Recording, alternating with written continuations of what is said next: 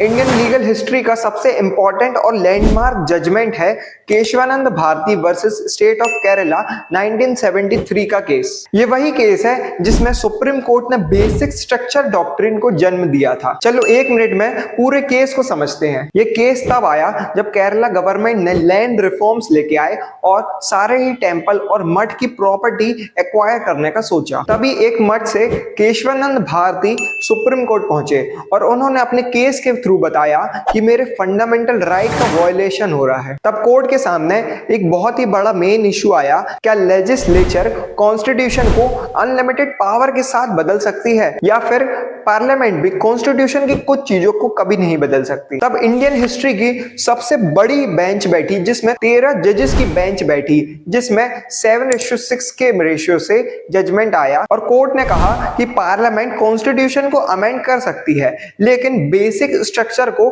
बिना डिस्ट्रॉय किए हुए। इस केस का इतना बड़ा इंपैक्ट है कि इस केस के बाद कॉन्स्टिट्यूशन की बैकबोन प्रोटेक्ट हो गई और आज भी कोई अमेंडमेंट होता है तो उसको तभी वैलिड माना जाता है जब बेसिक स्ट्रक्चर डॉक्ट्रिन को फॉलो किया गया हो। सिंपल शब्दों में पार्लियामेंट पावरफुल है लेकिन कॉन्स्टिट्यूशन से ऊपर कोई नहीं। और नेक्स्ट वीडियो में हम बात करेंगे इमरजेंसी के वक्त कौन से अमेंडमेंट होने वाले थे।